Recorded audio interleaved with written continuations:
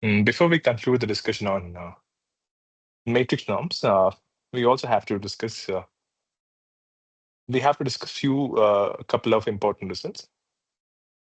First one is Banach lemma.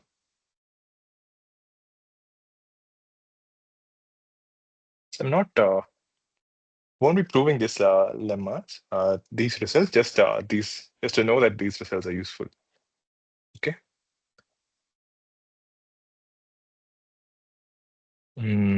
Let A be a square matrix, and we have an operator norm or induced norm.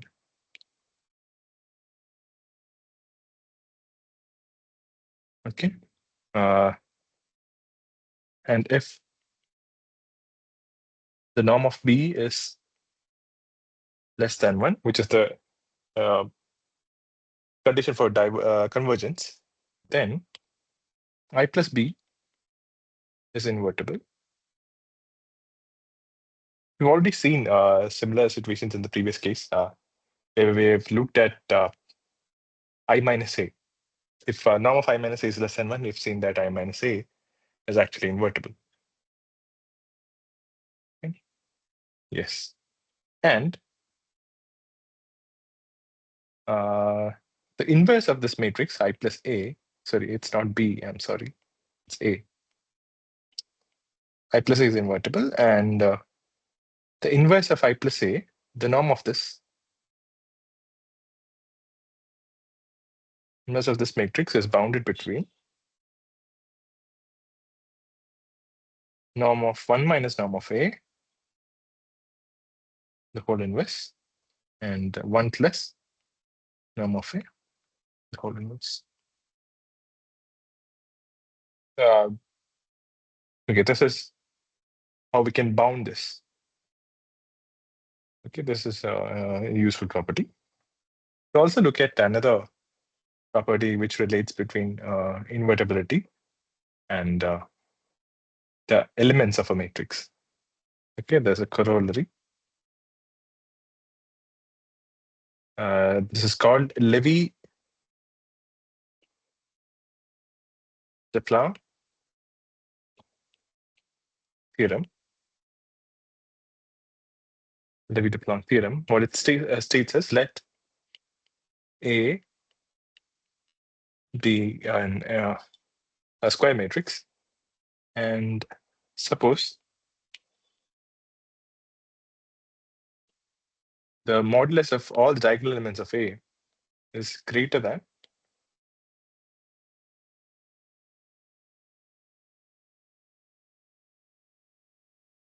sum of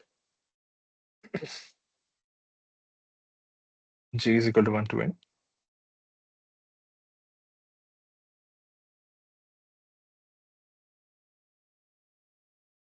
AJ. So what does this mean?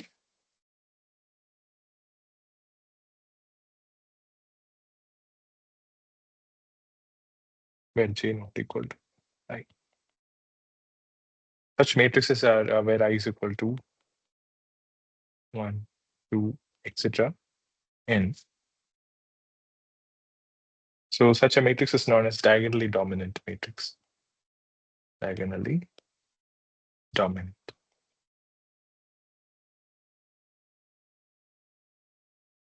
What does that mean? If we have, let's look at this matrix. This matrix, we have elements A11, A12, etc., A1n, A21, A22, etc., A2n, etc., AN1, AN2, etc., ANN. So what is meant by diagonal? We have, let's take the first column. So we're just weighting weighting J, which means we're weighting the column, right? So let's take the first column. Here, A1, the modulus of this is greater than we add the modulus of all the other elements together. This is greater than all the other elements. Similarly, A22 is greater than summing up. So diagonal elements are large values, and even if we sum up all the other elements in that particular column, of a matrix, it will end up to be less than the modulus of diagonal element. Such a matrix is called diagonally dominant. Such a matrix is then A is invertible.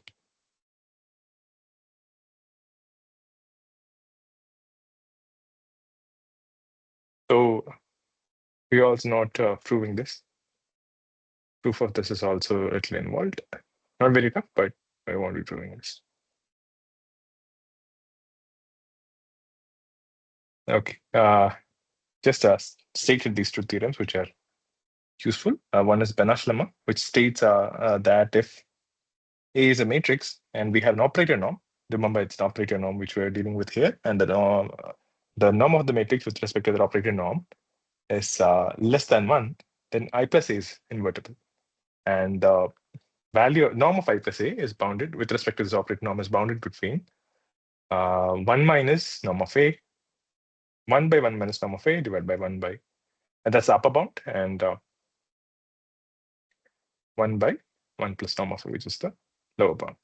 And in the Levy theorem, it says that if you have a diagonally dominant matrix, which is a matrix which has the diagonal elements of the matrix for each column, the diagonal element is actually greater than, or modulus of diagonal elements actually greater than all the modulus of all other elements in the particular diagonal put together. So this is like maximum. This is actually the row sum. You can look at this as the column sum, excluding the diagonal element. Okay, that is less than the diagonal element, then it's diagonally dominant, and such matrices are always invertible. This is okay. They stated these two results.